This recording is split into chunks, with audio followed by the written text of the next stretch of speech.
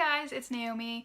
I'm finally back with another video after a little while, and today I just wanted to talk about some of the things that I've been loving over the course of October and November, so fall favorites. I'm sorry the lighting is so dark, but literally every time I try to sit down and film, the sun goes behind a cloud, so that's what's happening, and it's just been dark in general lately, like almost every day, so anyway, I thought I would sit down and try to film anyway. So yeah, let's just get started then. One of the first things I want to mention is the Faerie Handbook, which just came out. Look at this gorgeous silver foiling, and it's on the edges too.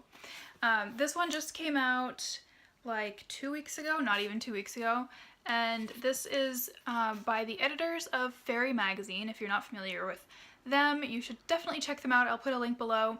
They are pretty much my favorite magazine. They're quarterly and I've been subscribed for several years now.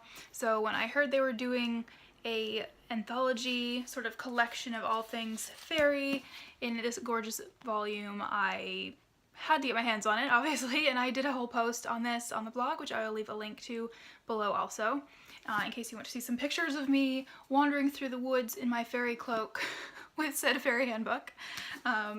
But this is just, look at the end pages even. Oh, it's so pretty. This has so many different things in it. I'll just kind of do a quick flip through here for you guys. As you can see, there's tons of photos and artwork.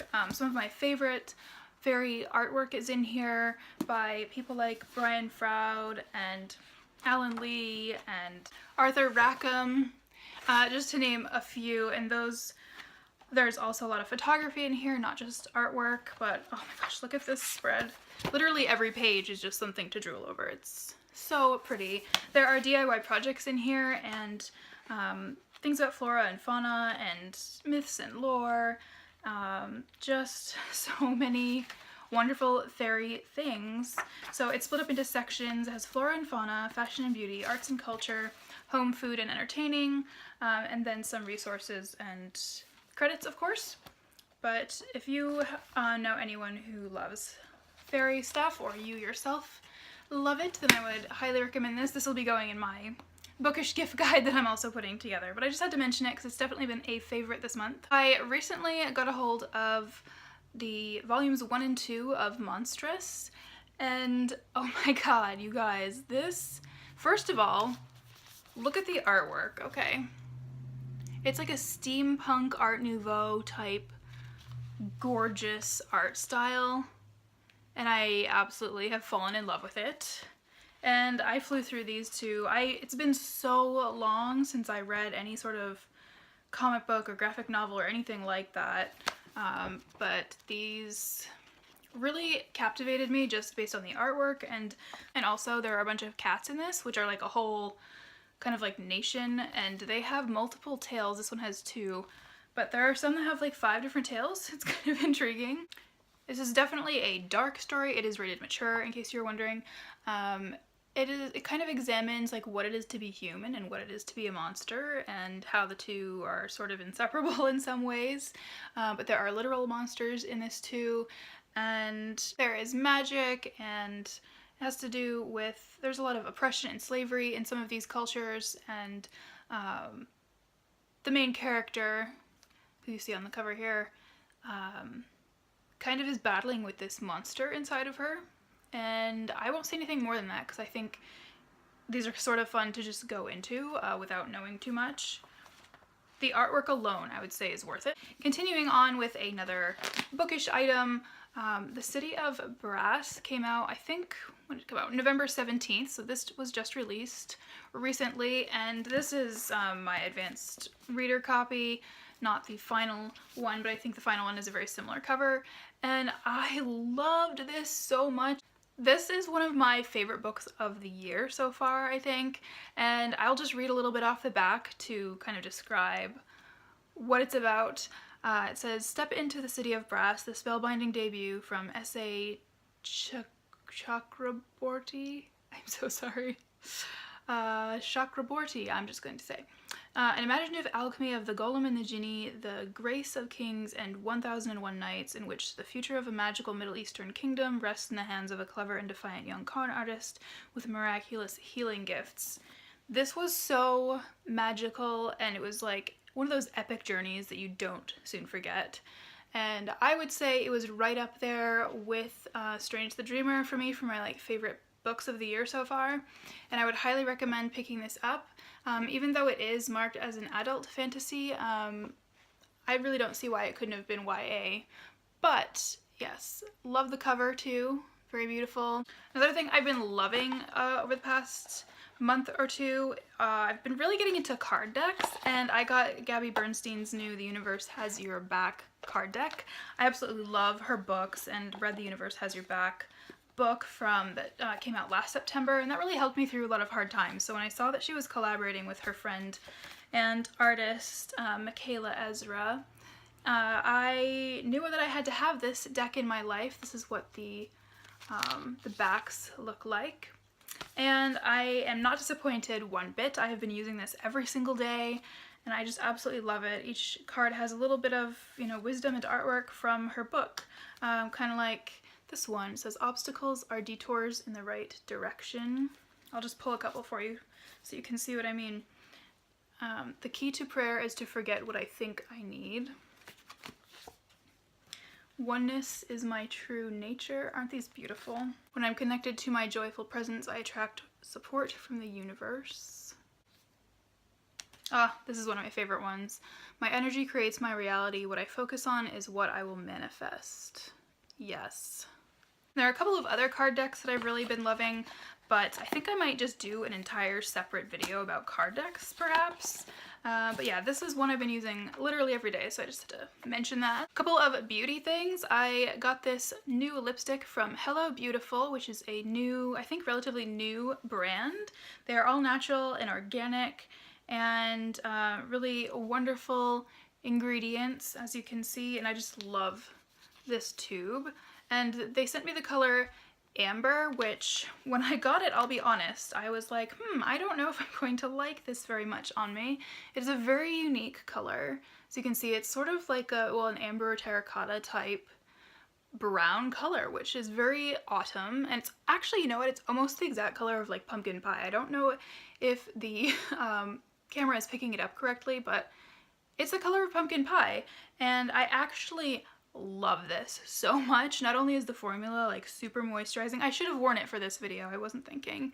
I'm not wearing it right now, and I'm not going to put it over what I'm already wearing, but I'll just swatch it really quick for you guys.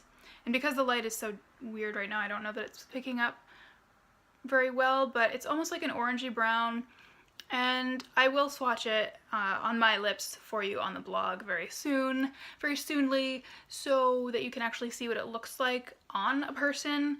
But this is a very truly unique color, and I actually really love it. So yeah, stay tuned on the blog for more about that. A skincare item that I have absolutely been loving. This was sent to me many months ago, and I sort of stopped using it for a while. I was like, I don't know if I really like it. And then as soon as the weather got colder, I started using it again, and oh my goodness, it is amazing. It's the Lime and Lotus Organics Daily Face Cream. And now, this is the thing, like, I really don't consider this to be a face cream. This is definitely, in my opinion, as someone who's been trying out various natural skincare items for many years now, I would not call this a cream, I would call it a balm. And I've been using it as an overnight kind of deep treatment balm, and it's absolutely amazing. I think they should change the name from Daily Face Cream to like Night Balm or something. But that's just what I have found a really good use for it. It has very wonderful ingredients. It's enriched with all-natural Bulgarian rose. And I'll show you what it looks like. I'm almost like 2/3 the way down now. But you can kind of see it's... it is definitely not a cream. Like, it melts into your skin once you... Do you see? So it's like an oily balm that melts onto your skin, kind of like a coconut oil type based thing, and it is super healing. And I recently had a blemish that I picked at. Gosh, you'd think that you'd know by this age to just like not touch, but sometimes you get stressed and you do. And so then I of course had a scar that I had to heal, and this stuff helped heal it so quickly and so wonderfully. yeah, I would recommend if you have combination skin, but it does leave your skin feeling a little bit oily, which is why I only use it at night, kind of like as a night treatment. But every time I've used this so far, you know, I cleanse my face and I put it on before I go to sleep, and it's like a night treatment balm, and I wake up with my skin literally looks like it's healed overnight, like it's just glowing again and like really moisturized, and yeah, it's kind of amazing, but I would call it a balm, not a cream. And I am definitely losing the light here pretty fast. The sun sets so early these days, but that's okay because the last thing that I want to talk about for my fall favorites is a show that I absolutely flew through a couple weeks ago and just love it and can't wait for the next seasons. I am of course talking about Stranger Things on Netflix. Comment down below if you're a fan, if you've seen season 1 and 2, if you are like me and you're like, Code Red, I need season 3 right now. If you have seen it, I don't want to do any spoilers. If maybe you have it like on your to watch list for this holiday season or something when you have time off, I don't want to spoil it for anybody.